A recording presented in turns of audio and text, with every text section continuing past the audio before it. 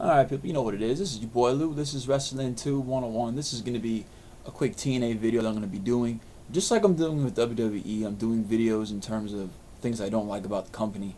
And my next video about WWE is going to be reasons why they suck.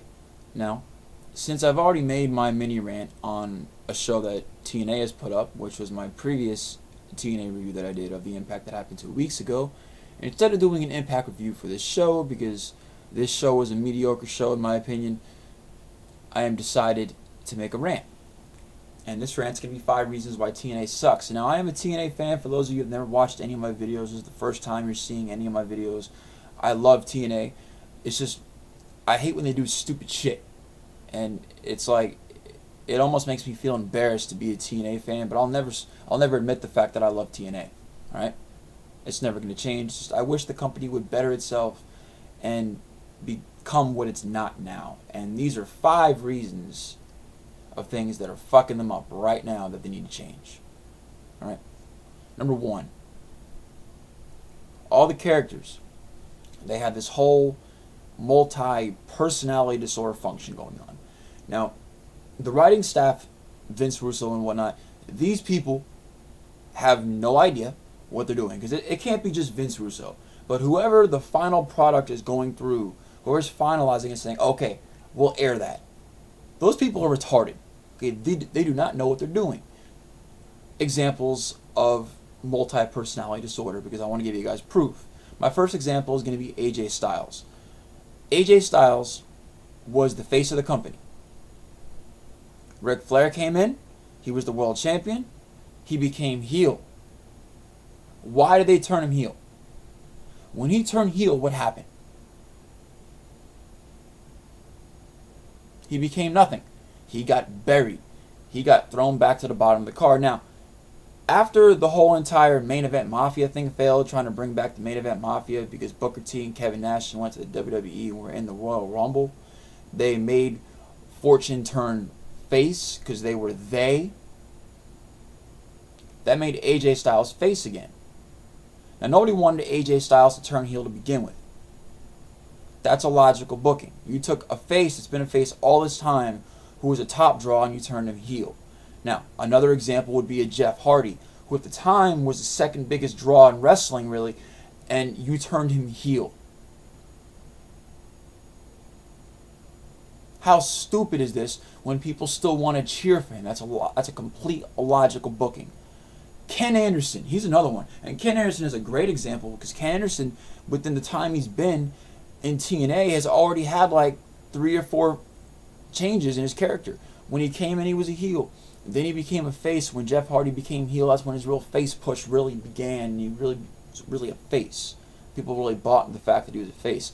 Then he won the title. He lost it back to Jeff Hardy. He only held the title for like a couple of weeks. Then he became heel after a while. And I was heel for a short time. He joined Immortal. He lost the title that he had just won from Sting, not even a month prior. Lost it on a tape show back to Sting. He gets kicked out of Immortal, and now he's a face again. So what is he? Is he heel? Is he face? I mean, I'm just saying. Is AJ Styles a face, or is he heel? You know, are the Fortune guys really faces now? Because after we've seen them be heels, can we really buy into them being faces? How long are they going to be faces before these guys will turn heel again?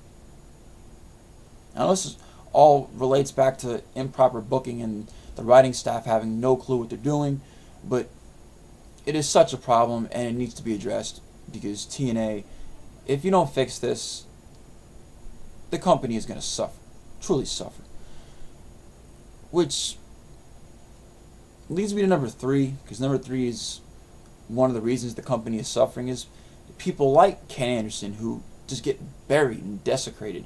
Even Jeff Hardy, before the whole debacle, you know, going into Victory Road, they were giving him these pushes, but he was constantly losing the title and getting it back, losing the title, getting it back.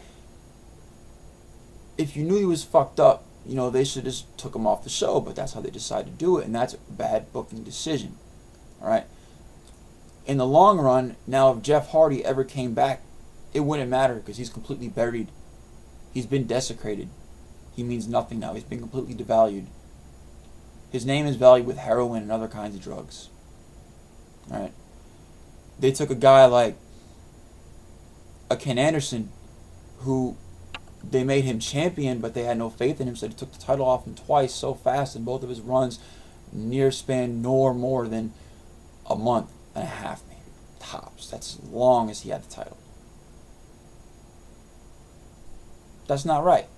For characters to get buried like that, and they can't even truly have a character because the writing staff changes that character so often and never get a chance to get the crowd either to love them or to hate them, to be able to develop a character. If they keep getting changed in terms of their personas, and whether they're going to get a push, and then because they don't believe in them, they're just going to get pushed back to the bottom, because eventually the people that back them aren't going to believe in them anymore because the company doesn't believe in them, and they're no longer going to be relevant, and they're going to be forgotten. They're going to be like dust in the wind. For example, Jack Swagger. He's in WWE, but that's a good example. They gave him a shot, they gave him a push, even though it wasn't deserved and he wasn't the right time, and now look where he is. For those of you that are WWE fans and you're watching this video, maybe you don't watch TNA, you're just watching this because you want to, there's a comparison for you. Number 3, Immortal. Immortal to me is nothing but an NWO faction. That's all it is. It's nothing more than a bunch of dramatized WCW and ECW storylines. Granted, WWE has done ECW storylines and ECW shit, but TNA has taken it to the extreme. We have Immortal, which represents the NWO, okay? It's pretty much what they are, because they're all the guys that are in Immortal are all the old WCW guys, with the exception of Abyss. Alright? Oh, and Jeff Hardy and Matt Hardy, because they have action figures out, apparently. For the majority, it's a bunch of old fucks. Hogan and Bischoff run the shit. We got Flair in there. What is this? Bischoff said it himself, that none of them, including himself, draw any ratings more than the young guys. So why are they there? They're just wasting airtime. They're irrelevant. They shouldn't be there. The young guys should have these spots. Dixie Carter is paying these people all this money to be there for nothing if they're not helping the company. It's a complete waste. It makes no logical sense whatsoever. It's completely retarded. Alright, number 4, the network. Yes, the network. The network is so stupid, alright? Who the hell actually believes that the network has anything to do with the show when WWE, the network, is never mentioned? So any dumb fan, okay, or mainstream fan, because apparently there's dumber mainstream fans who know nothing, and there's internet fans who know everything, but I think everyone has the internet, so I think we're all internet fans. I think the person's intelligence determines on how much they love wrestling and what they want to know about it. Alright? But when you look at the network storyline, it has gone nowhere. It's nothing but a mishap of shit. They tried to copy WWE when WWE did the anonymous Raw GM, which has magically disappeared. How for how long was the network relevant, and then it was forgotten for the longest time, and then finally Mick Foley was announced as the network rep because Eric Bischoff finally got something from the network, which is the first thing we heard from the network in such a long time. Then Foley's contract expired. Why they used Foley, I have no idea. Now Sting's the network rep, and Sting lost the title, so now he lost his leverage. The network lost their leverage. So it's like this whole storyline is stupid. It's endless. It's retarded. It's never going to end.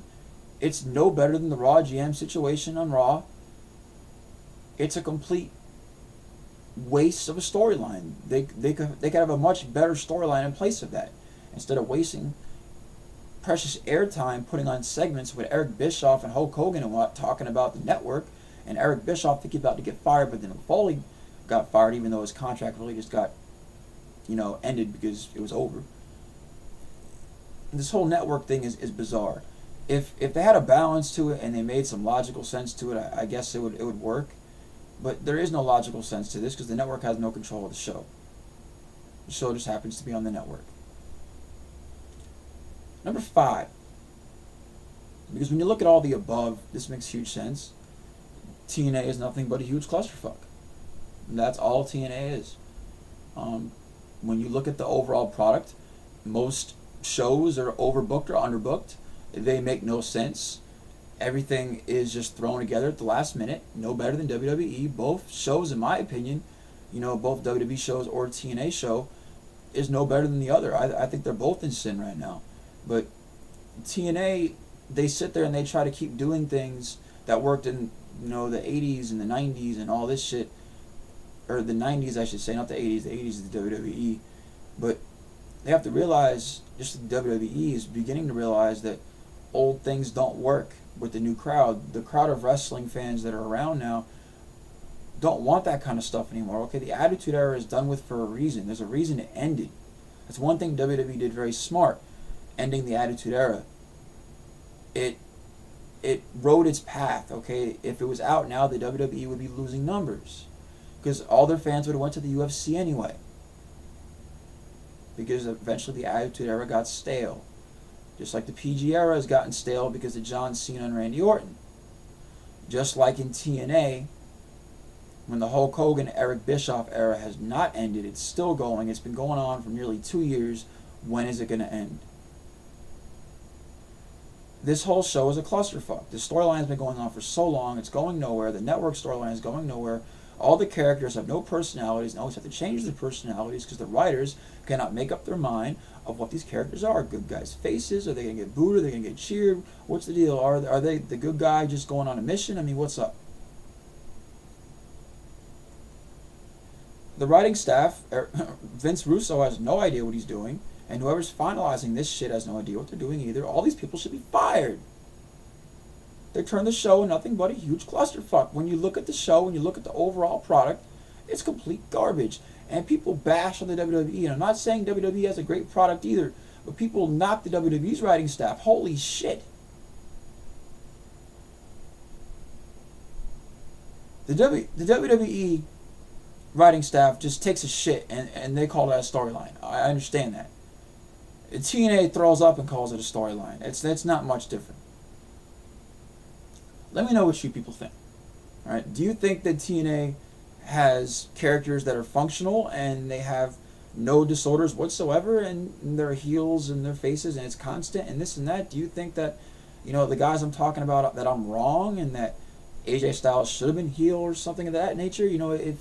If you think I'm wrong in any sense, go ahead and, please tell me why. But thumb the video up, if you thought the video was good, even regardless whether you disagree with it or not. Hit the subscribe button. Let me know what you thought. Did you think that Kay Anderson is buried? All right. Do you think that Immortal is a good thing? Do you think the network storyline has ever gotten anywhere? Has the Immortal storyline ever gotten anywhere?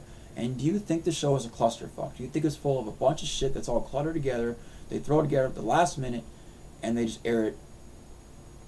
Basically, like just throwing up, putting it in a cup, and serving it to people as a drink. I'm just saying. Do you agree? Do you disagree? Do you think TNA has great writing? Do you think their writing is really sucky?